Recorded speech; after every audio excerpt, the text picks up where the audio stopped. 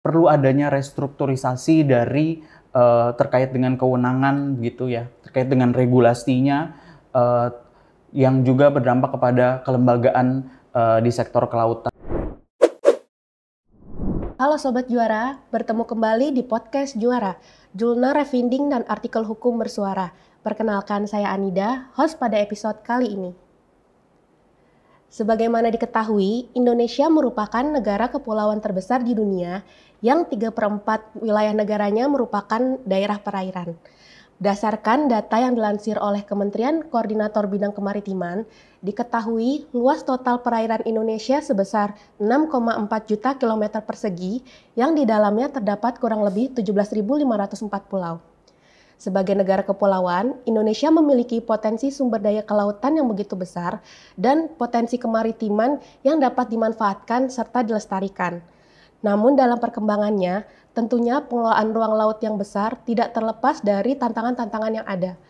Oleh karena itu, Jurnal Refin딩 pernah menerbitkan artikel tentang topik terkait. Tepatnya di volume 8 nomor 2 tahun 2019 yang berjudul Restrukturisasi Kewenangan guna mendukung pengelolaan ruang laut berdaulat dan berkelanjutan. Sobat Juara juga dapat mengakses naskah jurnal tersebut melalui website refinding.bphn.go.id/ijurnal.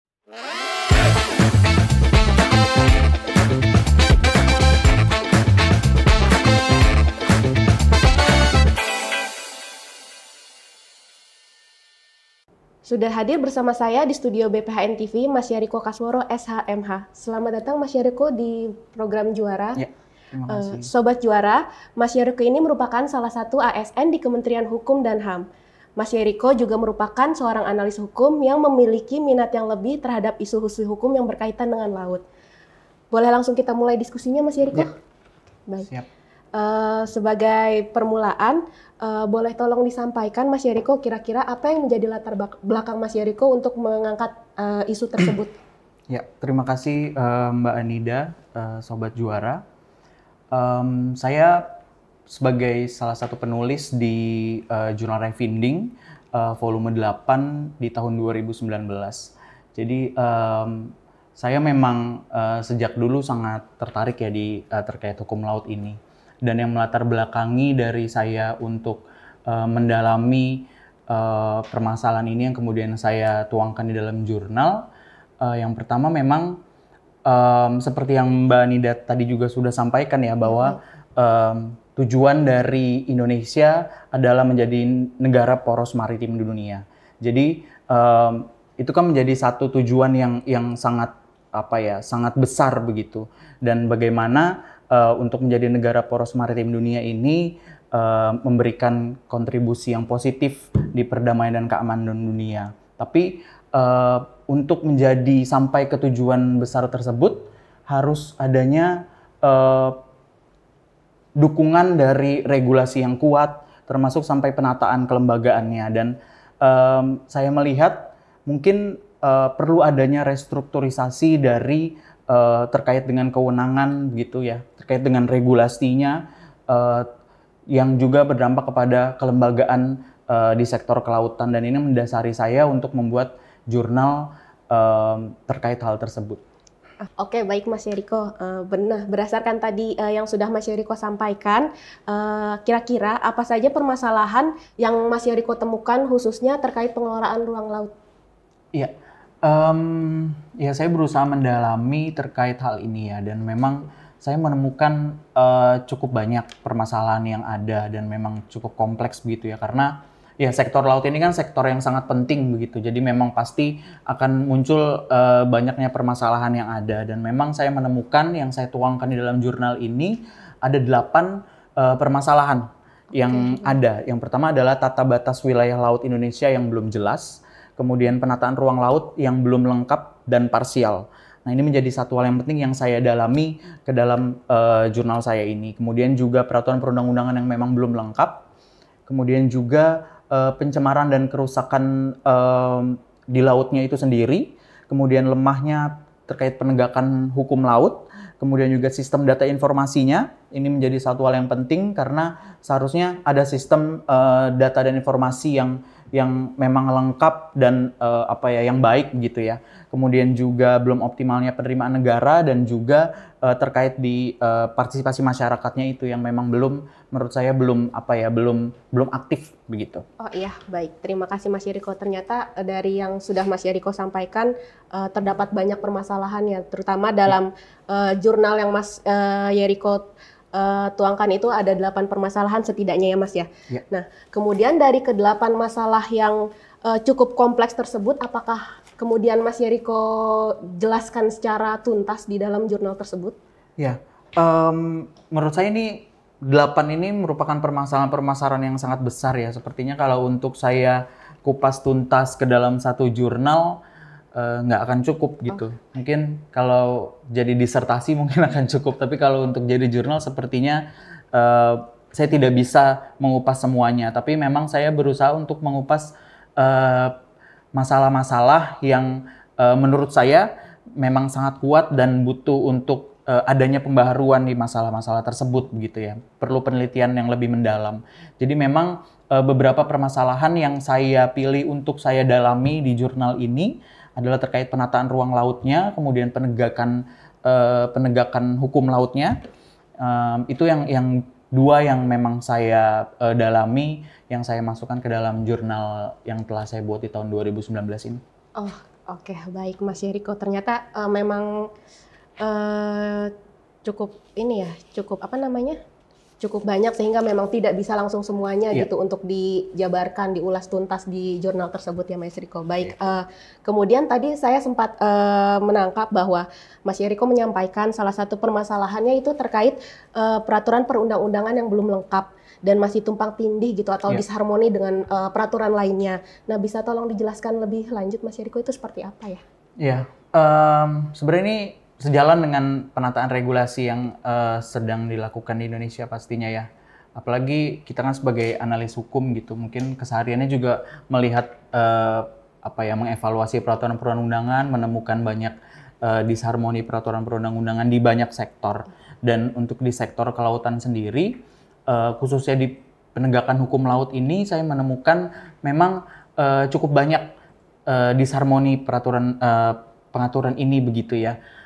Saya di dalam jurnal saya ini saya mengupas beberapa peraturan perundang-undangan yang saya rasa mungkin perlu adanya yang memang disharmoni begitu ya, perlu adanya harmonisasi dari peraturan perundang-undangan ini. Ada 24 undang-undang yang ada di dalam jurnal ini yang saya temukan dan undang-undang tersebut mengatur yang berdampak kepada penataan kelembagaan dari di sektor kelautan ini begitu. Seperti contohnya undang-undang perikanan pasti, perairan Indonesia, kemudian undang-undang keimigrasian, kemudian undang-undang banyak, ada 24 undang-undang yang mengatur hal ini dan ini saya tuangkan di dalam jurnal yang saya buat ini.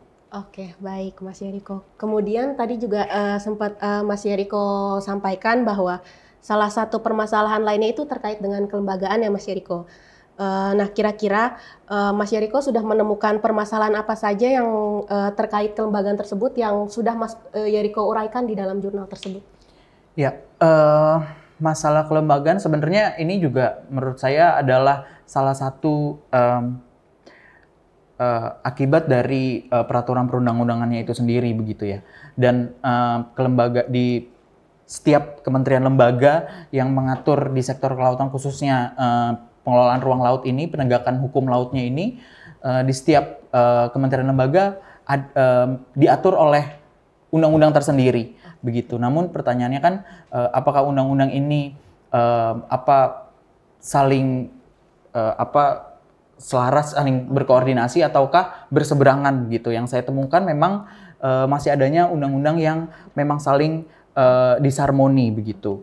Dan seperti contohnya terkait dengan keamanan laut, itu saya melihat ada 11, saya menemukan ada 11 kementerian lembaga, instansi yang mengatur terkait hal tersebut. Saya memasukkannya ke dalam satu matriks, ada di jurnal yang telah saya buat, di mana menurut saya adanya disharmoni terkait hal tersebut, sehingga memang perlu adanya penataan kembali terkait hal ini. Oke, jadi perlu adanya penataan kembali terkait kelembagaannya ya Mas Yeriko. Oke. Kemudian dari yang sudah Mas Yeriko sampaikan perihal permasalahan-permasalahan apa saja yang terkait pengelolaan ruang laut begitu. Nah, menurut Mas Yeriko itu kira-kira solusinya apa nih yang bisa dilakukan gitu untuk memperbaiki permasalahan-permasalahan tersebut, Mas Yeriko? Ya, di dalam jurnal yang telah saya buat ini ada beberapa poin gitu ya, di kesimpulan dari jurnal saya ini sebagai masukan di sektor kelautan khususnya terkait hal tersebut. Tapi memang intinya adalah menurut saya adalah harus seluruh kementerian lembaga terkait harus saling bekerja sama begitu ya, harus bersama-sama untuk berkoordinasi terkait hal ini begitu, karena memang tidak hanya berhubungan dengan 1-2 instansi saja, tapi ada dengan banyak instansi. Jadi perlu adanya kolaborasi begitu, koordinasi yang baik itu menjadi satu hal yang inti dari solusi yang saya tuangkan di jurnal saya ini begitu. Penataan regulasi yang lebih baik, penataan pengelolaan kelembagaan yang baik, tentunya dengan koordinasi yang baik dari seluruh kementerian lembaga. Baik, Mas Yeriko. Jadi memang intinya solusi yang paling utama dari semua permasalahan yang tadi sudah disampaikan itu perlu adanya koordinasi yang baik terlebih dahulu ya Mas ya, antar lembaga yang memiliki kewenangan yang sama terkait pengelolaan ruang laut begitu ya Mas ya? Oke, baik. Mungkin sebagai penutup Mas Yeriko ingin memberikan closing statement?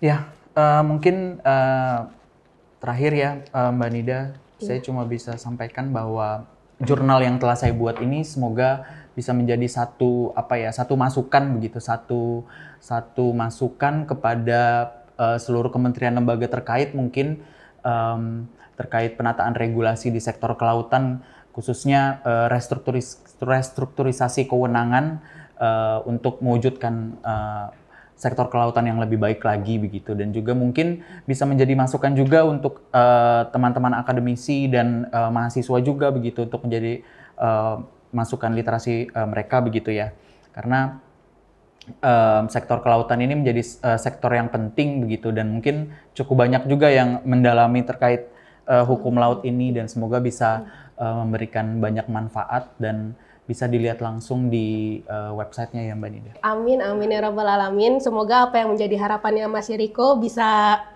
terwujud, dan pastinya sumbangsinya Mas Yeriko dalam bentuk tulisan ini insya Allah juga akan memberikan manfaat yang banyak itu, terutama untuk perbaikan pengaturan terkait pengelolaan ruang laut begitu.